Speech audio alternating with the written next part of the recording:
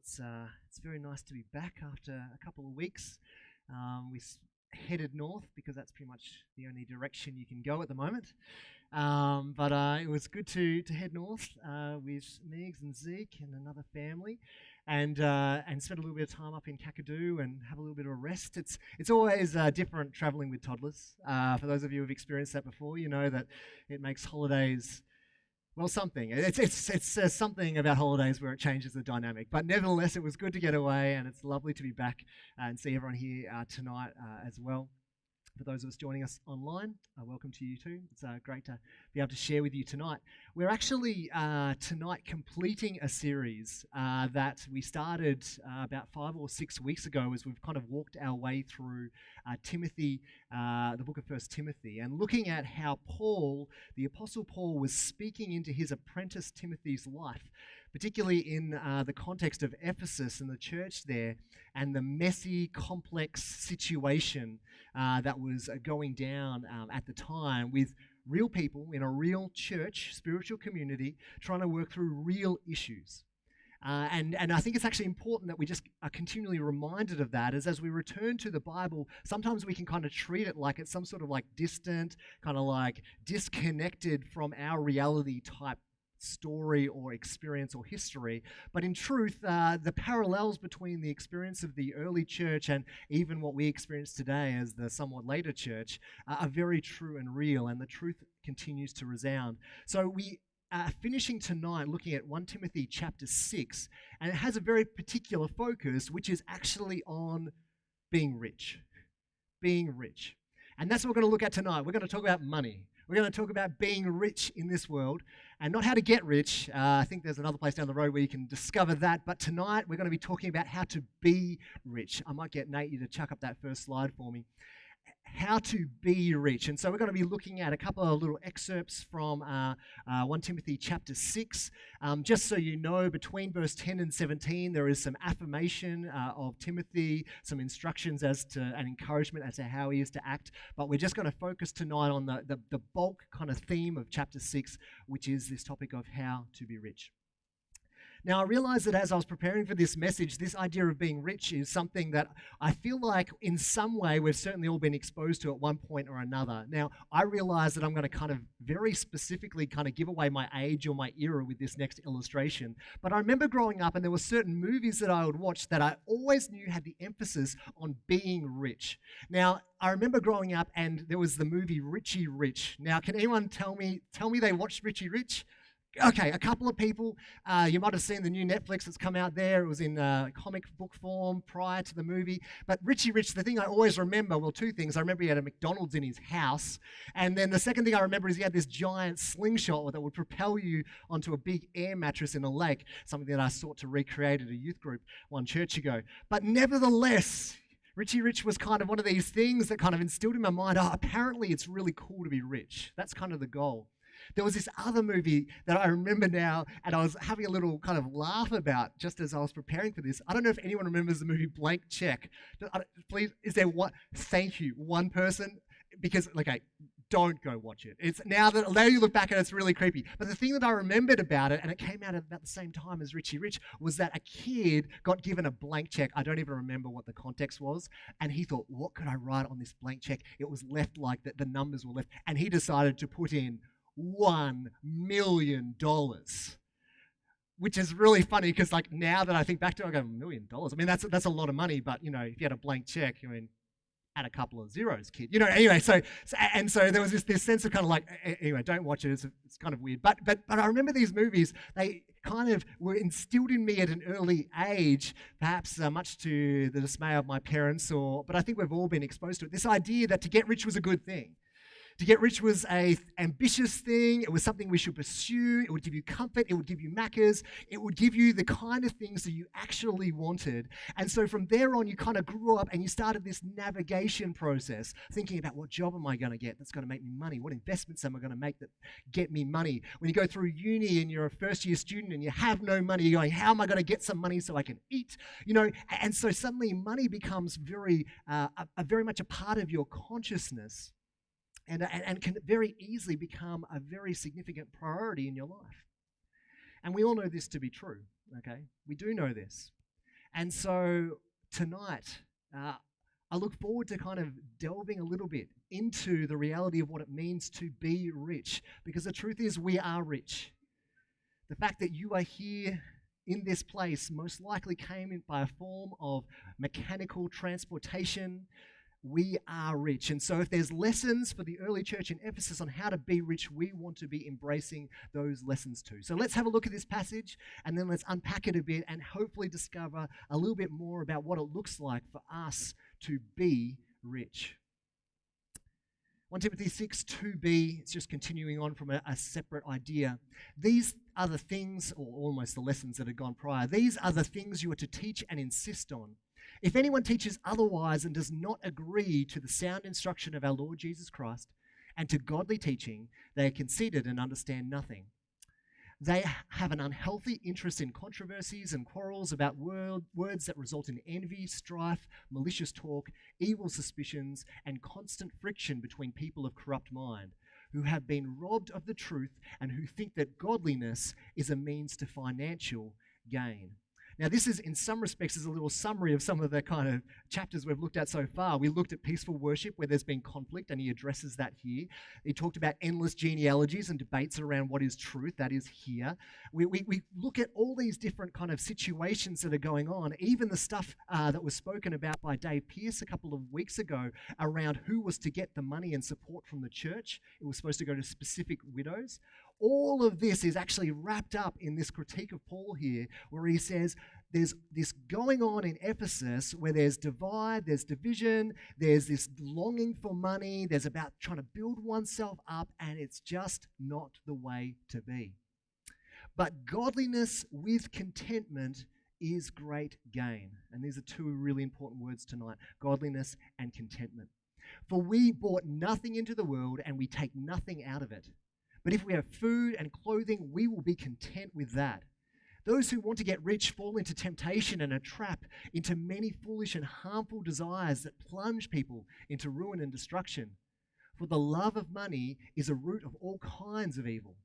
Some people, eager for money, have wandered from the faith and pierced themselves with many griefs. We're going to jump forward a little bit after some encouragement from Paul to Timothy.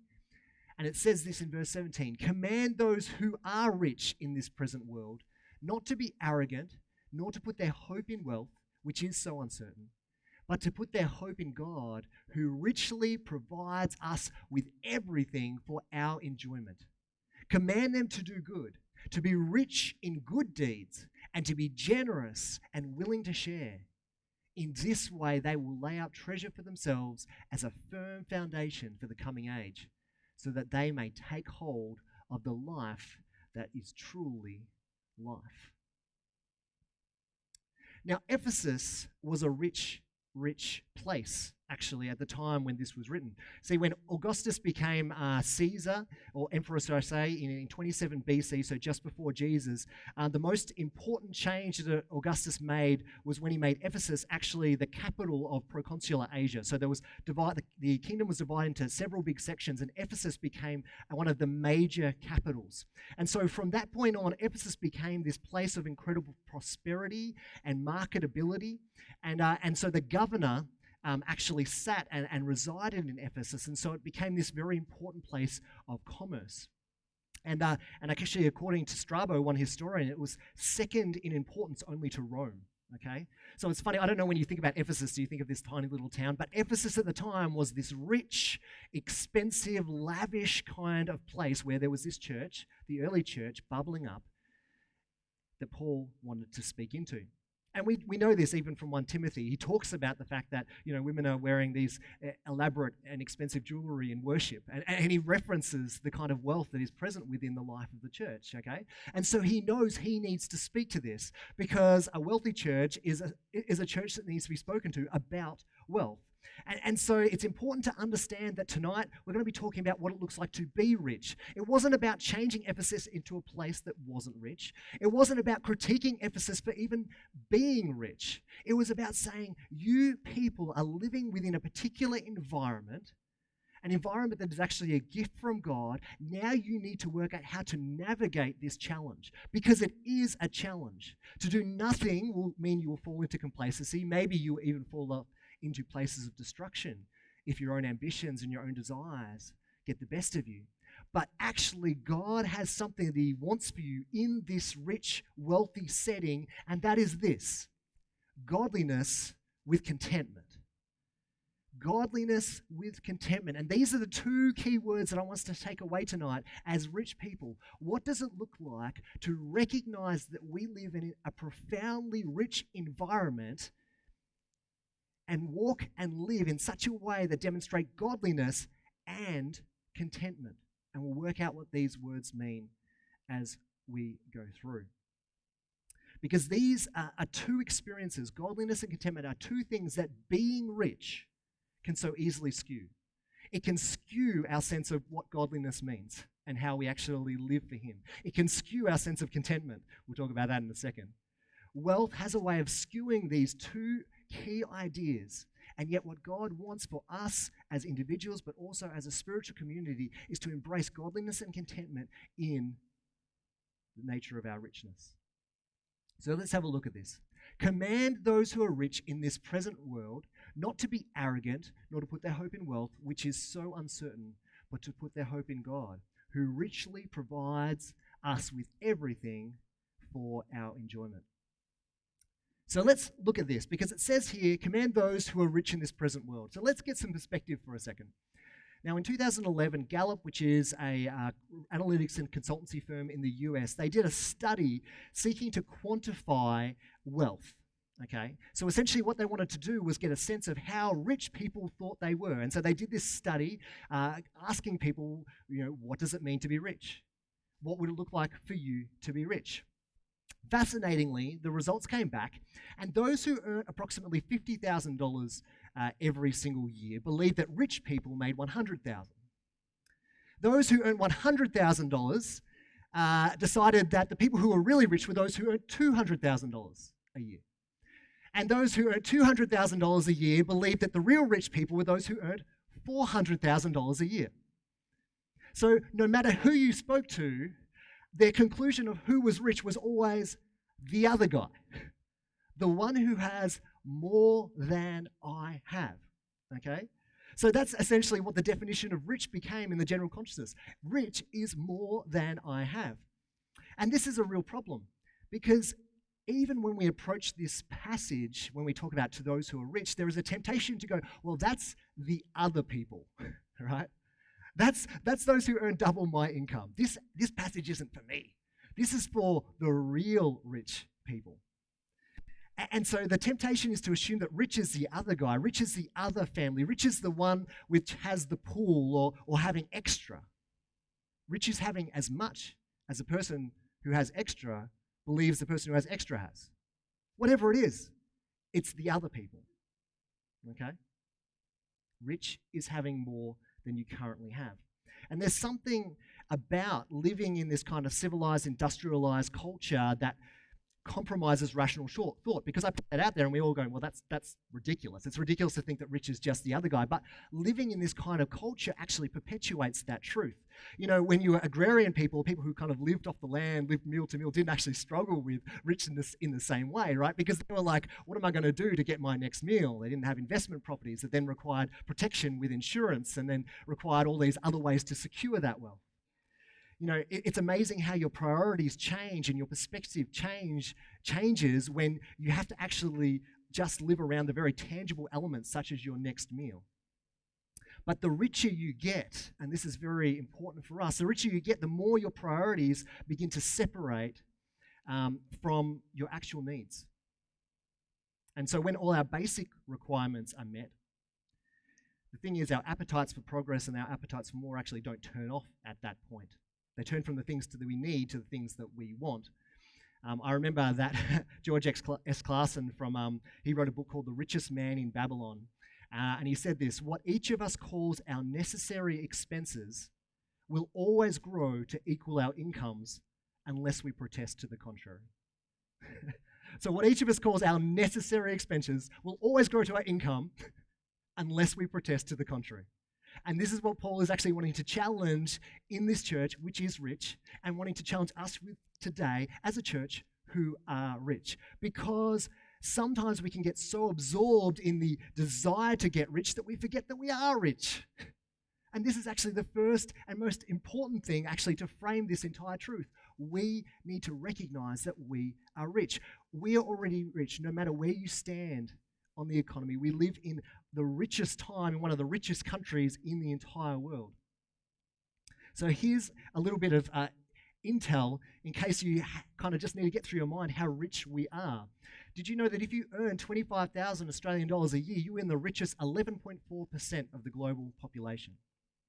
If you earn $50,000 a year, you earn the richest 3.5% of the global population. If you earn $84,000 a year, you are in the richest 1% of the global population. Whew. Isn't it incredible, the reality check that gives us around richness? And so when we look at Timothy 6:17, it says, command those who are rich in this present world. What you need to be hearing is, he's talking to me, okay? He's talking to us, not the other guy, not the rich guy, me, okay? The first step in how to be rich is recognizing we are rich in the first place.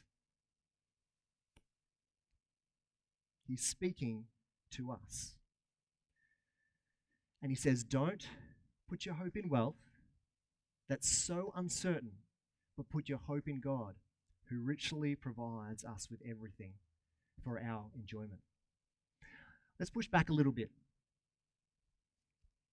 See, Paul specifically critiques this idea of trusting in just our wealth and in our riches.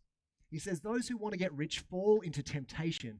Note that key word, those who want to get rich fall into temptation and a trap and into many foolish and harmful desires that plunge people into ruin and destruction. Verse 10 here, for the love of money is a root of all kinds of evil. Now, I don't know if you've ever heard this phrase here misquoted quite a bit. Often people will take this phrase and you end up with the phrase, money is the root of all evil. Has anyone heard the phrase, money is the root of all evil? Yeah, that's called butchering that phrase, yeah?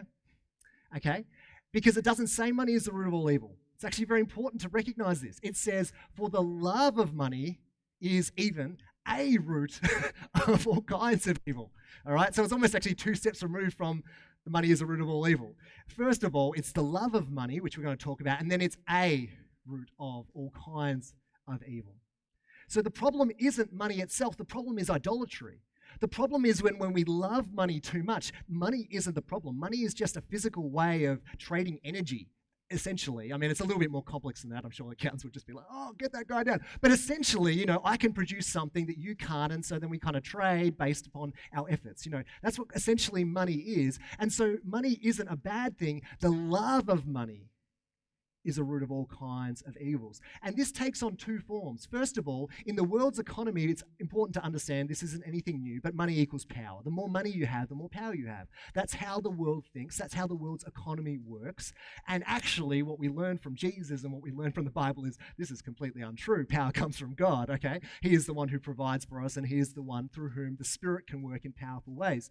So in the world's economy, money equals power. And if this falls into our consciousness, we can so easily buy into the love of money.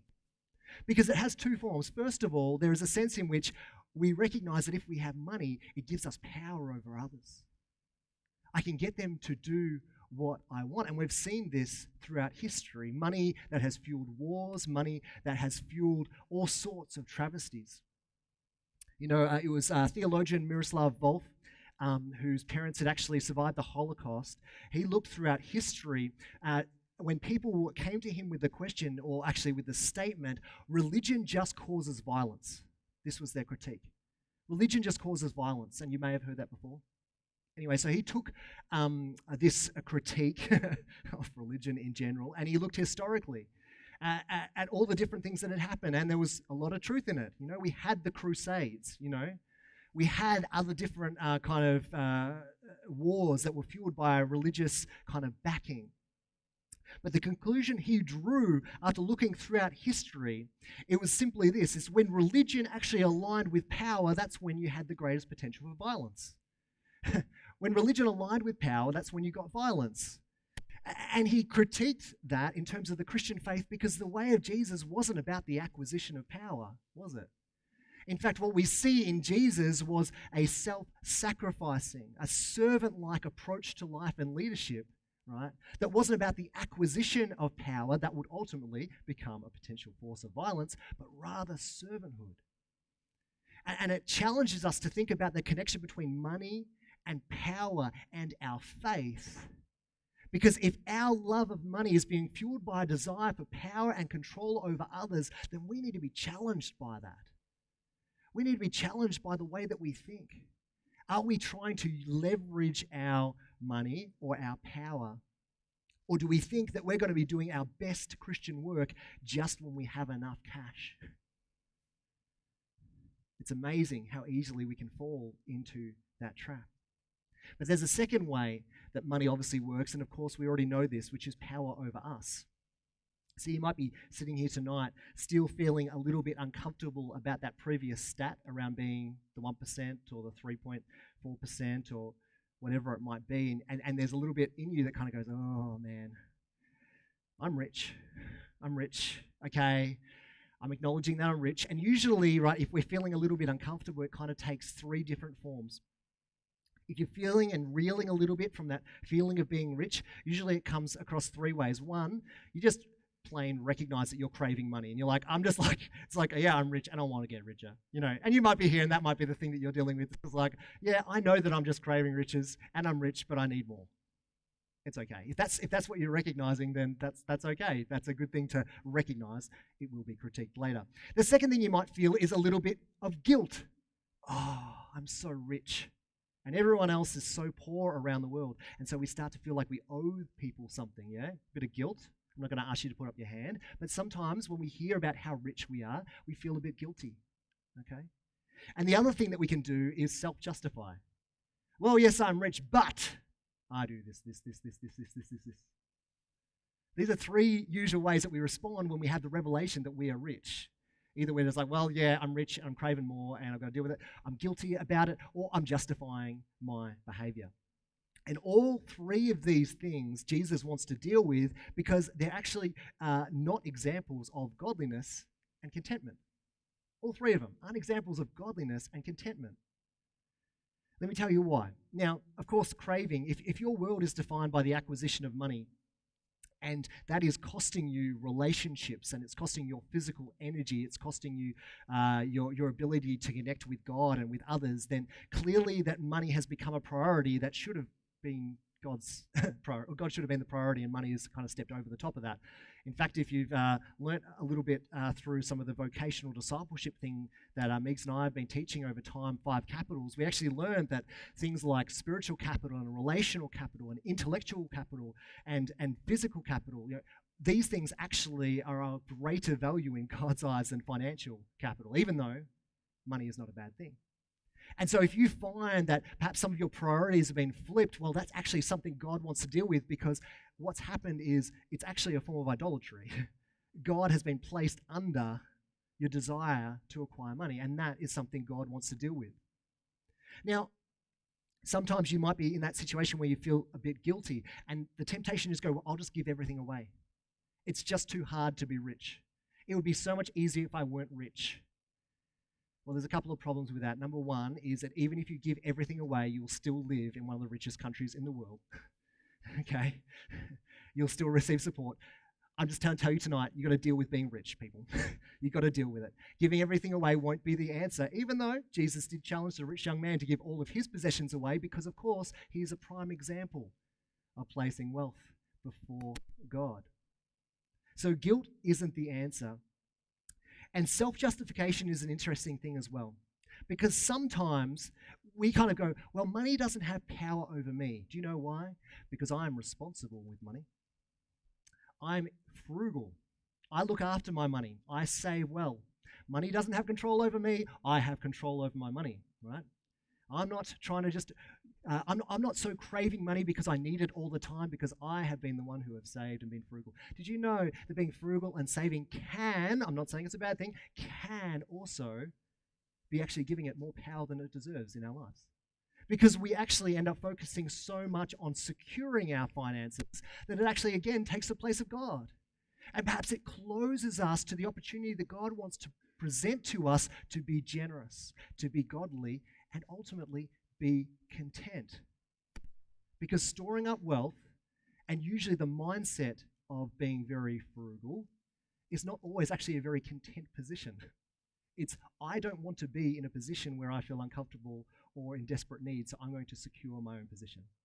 And that's actually not contentment. That's fear. So we need to be careful and discerning as we navigate what it means to be rich.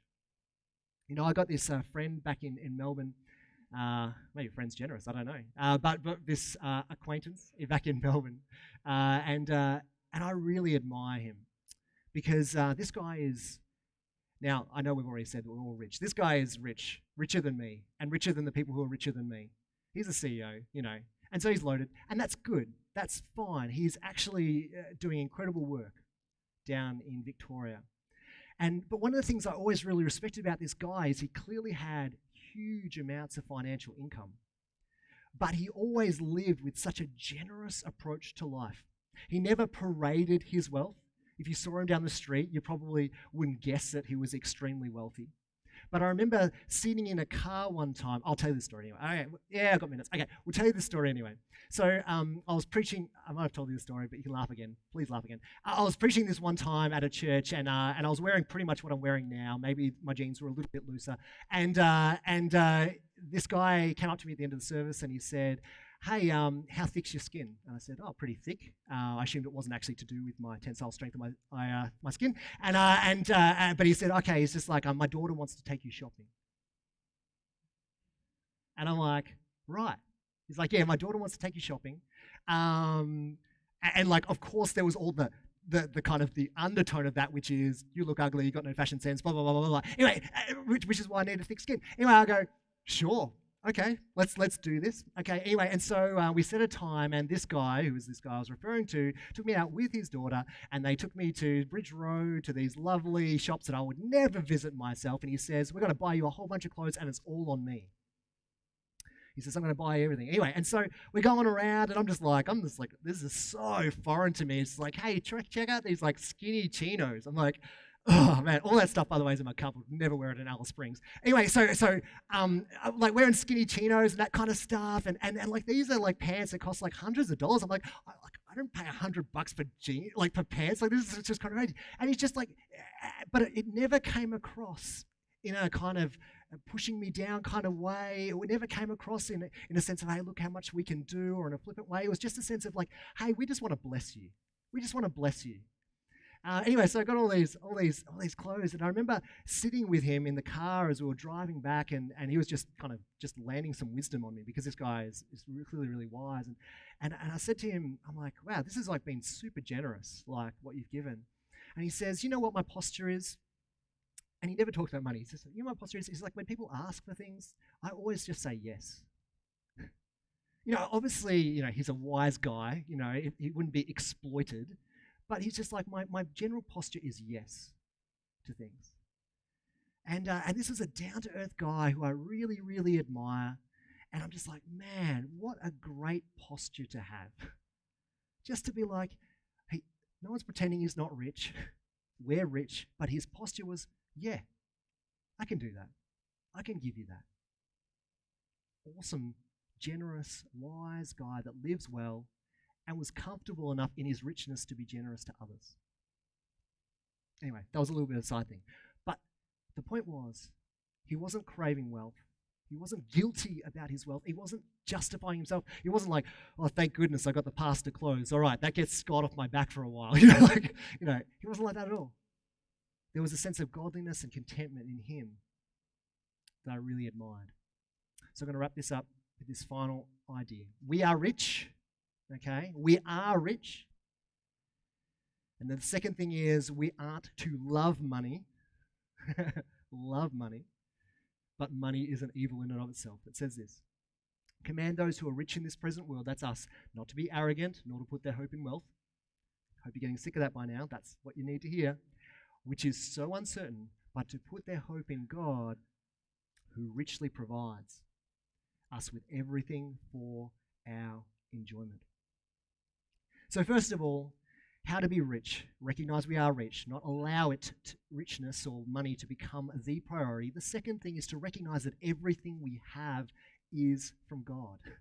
Everything we have is from God. And so it's actually gratitude that fuels our generosity. Gratitude fuels our generosity. If we have a gratitude problem, we're going to have a generosity problem.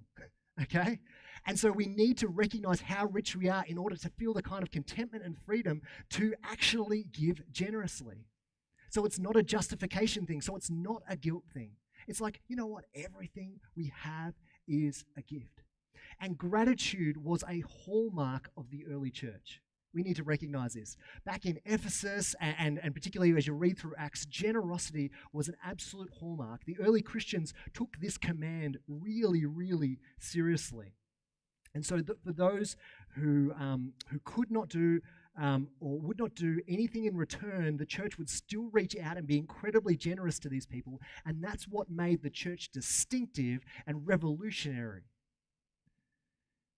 I mean, is it any wonder that many of our hospitals and many of our services actually have Christian roots? Okay? Not that they always get paraded nowadays, unfortunately. But there was a sense of sacrifice, of giving, of generosity that the church is supposed to embrace. It changed the world once, and it can change the world again. The second thing it says, God provides us with everything for our enjoyment, okay? This is a real antithesis to the guilt thing, right? It's actually God gives us gifts for our enjoyment. It's okay to enjoy things.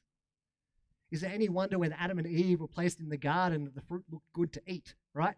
Things like art and creativity are important because we are supposed to enjoy God's creation. It's okay to enjoy. You don't need to feel guilty about enjoyment, okay? As long as it is balanced with a sense of godliness and contentment, of course. But God gave us everything for our enjoyment. We're supposed to appreciate things. Why? Because appreciation breeds gratitude, and gratitude breeds generosity.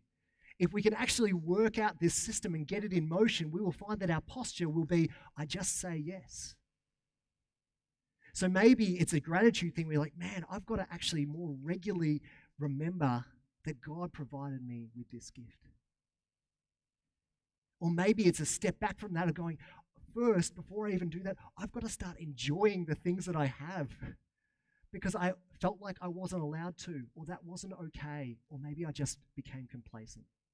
Maybe for you, it's about starting to enjoy. Maybe for you, it's starting to verbally kind of demonstrate gratitude to God for what you have, because both of these things will flow into generosity. And finally, command them to do good, to be rich in good deeds, and to be generous and willing to share.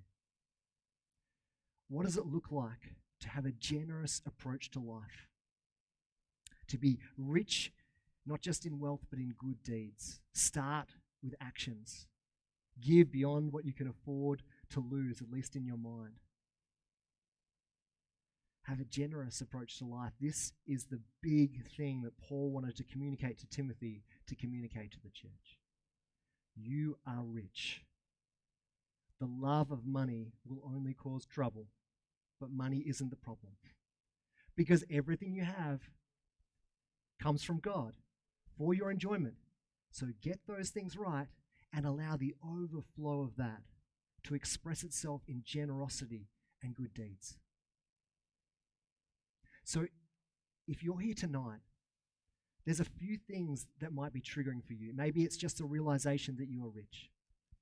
Maybe it's that you prioritize money above other things. Maybe it's that you felt that pang of guilt or self-justification or just the compulsion to get more money.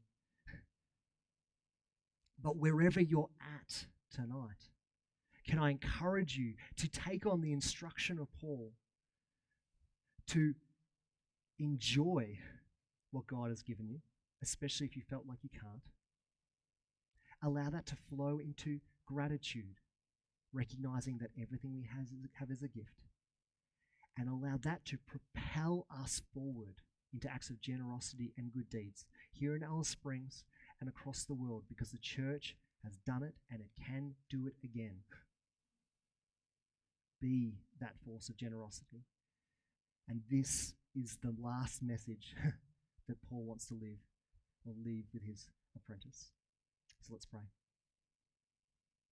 Jesus, we want to thank you that you're a generous God. And so as we express generosity, we reflect your heart, we reflect your love. Jesus, you demonstrated the greatest act of generosity in dying on the cross, in extending forgiveness to us that we might experience grace and forgiveness. And so that godliness and contentment, God, that you created us to live in, God, help us to discover that. Because it isn't about striving, it's about realizing just how rich we are.